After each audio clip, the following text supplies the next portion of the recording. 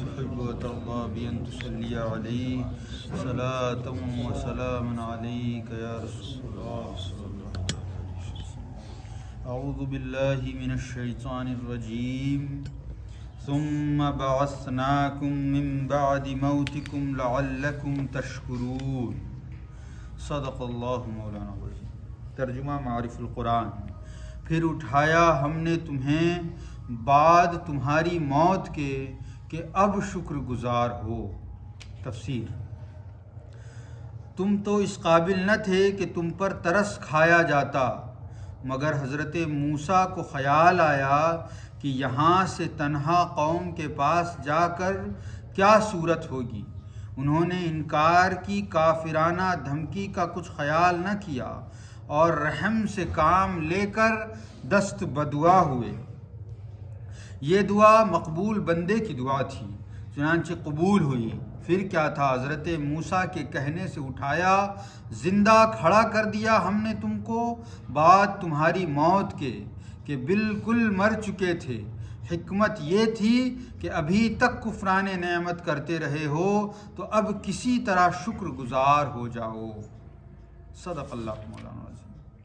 اللہ رب العزت نے پچھلی آیت کریمہ میں ارشاد فرمایا کہ یاد کرو اے موسیٰ جب ان لوگوں نے یہ کہا تھا کہ ہم ہرگز ایمان نہیں لائیں گے یہاں تک کہ خدائے وحدہ لا شریک کو دیکھ نہ لیں، جبکہ اللہ رب العزت نے ان کی اتنی نافرمانیوں کے بعد بھی ان پر کیا کرم فرمایا کہ انہیں حضرت موسیٰ کے ساتھ طور پر بلوایا اور اپنا کلام سنایا. جو حضرت موسیٰ اور رب تبارک و تعالیٰ کے درمیان ہوتا تھا وہ کلام اللہ رب العزت نے انہیں سننے کی اجازت دی اور انہیں سنایا.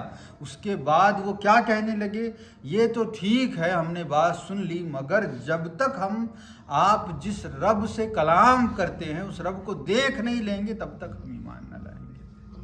تو اللہ رب العزت نے کیا کیا، اللہ رب العزت نے ان پر بجلی چمکائی اور ایسی چمکائی کہ ایک کے بعد دوسرا مرتا گیا، اور ایک مرنے والے کو دوسرا دیکھتا، دوسرے کو تیسرا، تیسرے کو چوتھا، اس طرح وہ لوگ مرتے گئے اور مر گئے. پھر اللہ رب العزت کیا فرما رہا ہے کہ اللہ رب العزت نے تم پر اتنے احسانات کیے، اتنی نعمتیں عطا فرمائی اور تم نافرمانی پر نافرمانی کرتے گئے، پھر بھی تمہارے رب نے تمہیں یہ مقام عطا فرمایا کہ اپنے نبی کلیم اللہ کے ساتھ، اللہ کے ساتھ، چونکہ حضرت موسیٰ کلام کیا کرتے تھے تو آپ کا لقب کیا ہے، کلیم اللہ، اللہ سے کلام کرنے والا نبی.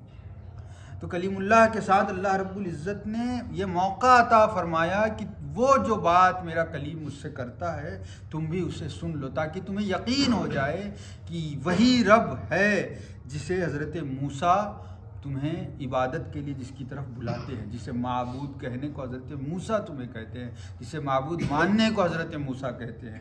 تو جب اللہ رب العزت نے یہ مقام عطا کیا، اس کے باوجود چونکہ مقام جتنا بڑا ہوتا ہے تو اس مقام پر جا کے نافرمانی کی سزا بھی اتنی بڑی ہو جاتی ہے. ایک عام سا نوکر کوئی غلطی کر جائے تو اس کو سزا کم دی جاتی ہے، لیکن جب کوئی خاص آدمی جو آپ کا ہمراز ہو، ہمارا ہمراز ہو، وہ کوئی غلطی کر جائے تو تکلیف بھی زیادہ ہوتی ہے اور اس کو سزا بھی زیادہ ملتی ہے.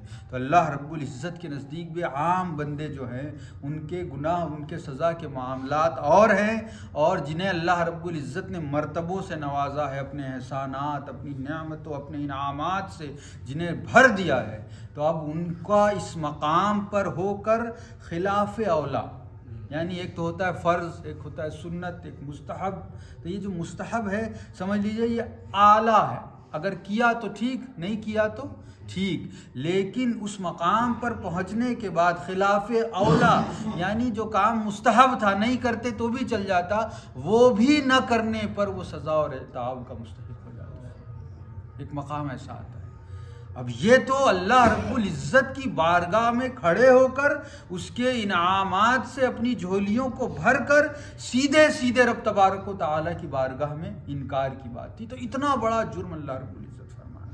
اتنا بڑا تم نے جرم کیا اور اللہ رب العزت نے اس کی سزا بھی تمہیں دی، لیکن حضرت موسیٰ کلیم اللہ جو اللہ کے نبی علیہ السلام ہیں، ان کو یہ حالت دیکھ کر رحم آیا، دل میں رحم پیدا ہوا، اور یہ بات آئی کہ جب میں اپنی قوم کے پاس واپس جاؤں گا تو چونکہ ان کو میں لے کر آیا تھا کہ آؤ تمہیں رب کا کلام سنواؤں تاکہ تمہیں یقین ہو جائے کہ وہ رب ہے جس کے کلام کو میں تم تک پہنچاتا ہوں، یہ کوئی میری بات نہیں ہے جو میں تم سے کہتا ہوں۔ تو حضرت موسیٰ لے کر آئے تھے، تو حضرت موسیٰ کے دل میں یہ خیال آیا، تو انہوں نے اس کا احساس کیا کہ میں جب اپنی قوم کے پاس تنہا جاؤں گا تو لوگ مجھ سے جب سوال کریں گے کہ آپ اپنے ساتھ ان لوگوں کو لے کر گئے تھے تو ان کا کیا ہوا، تو میں کیا جواب دوں گا۔ تو حضرت موسیٰ دست بدعا ہوئے اللہ رب العزت کی بارگاہ میں اور اپنے رب تبارک و تعالیٰ سے دعا مانگی، تو اللہ رب العزت ارشاد فرماتا ہے ثم بعثناکم من بعد موتکم لعلکم تشکرون، پھر تمہارے رب نے تمہیں مر جانے کے بعد زندہ کر دیا، تمہارے رب نے تمہارے مر جانے کے بعد تمہیں زندہ کر دیا، اس لیے تاکہ شاید اب تم جب اتنا کر چکے ہو، موت دیکھ چکے، اللہ رب العزت کا کلام سن چکے، اس کے بعد آخری درجے میں آ کر اب تو شکر گزار ہو جاؤ۔ یہ حضرت موسیٰ کی قوم کے لیے اللہ رب العزت نے یہ آیت کریمہ نازل کری اور بتایا کہ حضرت موسیٰ کے ساتھ ان کی قوم کے معاملات ایسے تھے اور ہم نے ان کے ساتھ ایسے معاملات کیے۔ اللہ کے نبی صلی اللہ تعالیٰ علیہ وسلم کے ہونے کی وجہ سے، آپ صلی اللہ تعالیٰ علیہ وسلم کے ہمارے بیچ ہونے کی وجہ سے ہم پر اللہ رب العزت کا عذاب نازل نہیں ہوتا، ورنہ اگر ہم غور کریں تو ہماری نافرمانیاں، اللہ رب العزت کے اتنے احسانات کے باوجود ہم کیسی کیسی نافرمانیاں کر گزرتے ہیں۔ اللہ رب العزت نے جن کاموں سے منع کیا ہے، جن کاموں سے روکا ہے، اور بڑے افسوس کی بات یہ ہے کہ ہم مسلمانوں کے درمیان وہ چیزیں آ گئی کہ جن کا ہمارے بیچ نہ ہونا ہمارا شعار ہے۔ جیسے جوئیں کا کہیں میلہ لگا ہے تو وہاں مسلمان نہیں ہوگا، یہ مسلمان کا شعار ہے، لیکن وہاں بھی مسلمان پہنچ گیا ہے۔ شراب، مسلمان ہے تو شراب نہیں پیے گا، یہ مسلمان کا شعار ہے، یہ اس کی پہچان ہے، لیکن آج مسلمان بھی شراب پیتا ہے۔ کتنے افسوس کی بات ہے کہ ہم جو ہماری پہچان تھی، جس بات کا نہ ہونا ہماری پہچان تھی، آج ہم اس میں بھی ملوث ہو چکے ہیں۔ مسلمان ہے تو دھوکہ نہیں دے گا، عہد و پیمان کا پکا ہوگا، یہ مسلمان کی پہچان ہے، لیکن آج مسلمان دھوکے باز ہو گیا ہے، مسلمان بدعہدی کرنے لگا ہے، مسلمان جھوٹ بولنے لگا۔ یہ ہے چھوٹی چھوٹی باتیں، لیکن یہ جب پہچان کی شکل اختیار کر جائے، کسی کا خاصہ بن جائے، اس کے بعد یہ چیزیں اس میں داخل ہو جائے۔ جیسے ندی کا پانی ہے، اس کا شعار کیا ہے؟ صاف ہونا، لیکن آج کسی وجہ سے ندی کا پانی گندا ہو جاتا ہے تو لوگ ہنگامہ کرتے ہیں نا کہ ندی کا پانی گندا ہو گیا ہے نا، ندی بہتی ہوئی ندی کا پانی گندا ہو گیا، کتنا ہی کچرا پھینک دیا ہوگا جو بہتی ہوئی ندی کا پانی گندا ہو گیا۔ تو ایسے ہی مسلمان شراب پینے لگا، مسلمان جھوٹ بولنے لگا، مسلمان دھوکہ دینے لگا، مسلمان جوا کھیلنے لگا، مسلمان سود کھانے لگا۔ تو یہ چیزیں ایسے ہی ہے کہ اتنی مضبوط تعلیم، خود اللہ کے حبیب صلی اللہ تعالیٰ علیہ وسلم کے فرمان، اللہ رب العزت کا کلام ہمیں سمجھا رہا ہے کہ مسلمانوں یہ جھوٹ بڑی بڑی بری چیز ہے، یہ سود بڑی بری چیز ہے۔ اللہ رب العزت نے فرمایا ایک مقام پر کہ شراب اور جوا یہ ناپاکی ہے، رجسن، ناپاکی ہے۔ یہ اگر شراب کا ایک بوند کپڑے پہ گر جائے نا تو وہ ناپاک ہو جائے، اتنی گندی چیز ہے۔ مانند شراب مانند ہے سور کے، معاذ اللہ، اور ہم اسے پیتے ہیں۔ ہمارے کچھ لوگ بعض پیتے، کتنے افسوس کی بات ہے۔ تو ہمیں کوشش یہ کرنی چاہیے کہ ہمارے آس پاس جس ملت، جس سماج میں ہم زندگی گزار رہے ہیں، تو یہ مسلمان، اس کے لیے سب سے ضروری ہے کہ ایک مسلمان کو مسلمان ہونے کی اہمیت سمجھنا پڑے گا۔ مسلمان کیا ہوتا ہے؟ مسلمان کسے کہتے ہیں؟ اللہ رب العزت نے کس اسلام کو اپنے نزدیک صرف اور صرف اکلوتا مذہب بتایا؟ اللہ رب العزت نے قرآن مجید میں فرمایا ان الدین عند اللہ الاسلام، کہ بے شک اللہ رب العزت کے نزدیک اگر کوئی مذہب ہے، اگر کوئی دین ہے تو وہ صرف اور صرف اسلام ہے۔ تو یہ رب تبارک و تعالی ہمیں بڑی عظمتوں سے نوازتا رہا ہے، نوازتا ہے۔ سب سے بڑی عظمت اس نے اپنا حبیب ہمیں عطا کر دیا تاکہ ہم سیدھی راہ چلیں، صراط مستقیم پر چلتے رہیں۔ یہ اللہ رب العزت یہ واقعات بیان فرما فرما کر بار بار یہ بتا رہا ہے کہ اے امت محمدیہ، تمہیں بھی مرنے کے بعد حشر کے میدان میں اٹھایا جائے گا۔ اور جس طرح اللہ رب العزت ان سے کہہ رہا ہے شکر گزار ہو جاؤ، تو وہاں موقع فراہم نہیں کیا جائے گا۔ یہ موقع ہے تمہارے لیے، یہ واقعات تمہارے سامنے اس لیے رکھ دیے جا رہے ہیں تاکہ تم وہاں موقع نہ تلاش کرو۔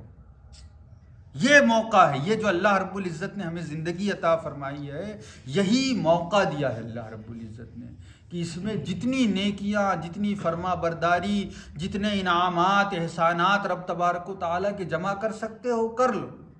پھر جب اٹھائے جاؤ گے تو وہاں موقع فراہم نہیں کیا جائے گا، وہاں تو صرف اور صرف جو کچھ کمایا ہے، جو کچھ دنیا سے لے کر آئے اس کا حساب و کتاب فرمائے گا اللہ رب العزت۔ تو اللہ رب العزت کی بارگاہ میں دعا ہے کہ اللہ رب العزت ہم سب کو قیامت کے دن کی حساب و کتاب کی تیاری کرنے کی توفیق عطا فرمائے۔ الفاتحہ علی حضرت النبی کریم صلی اللہ علیہ وسلم۔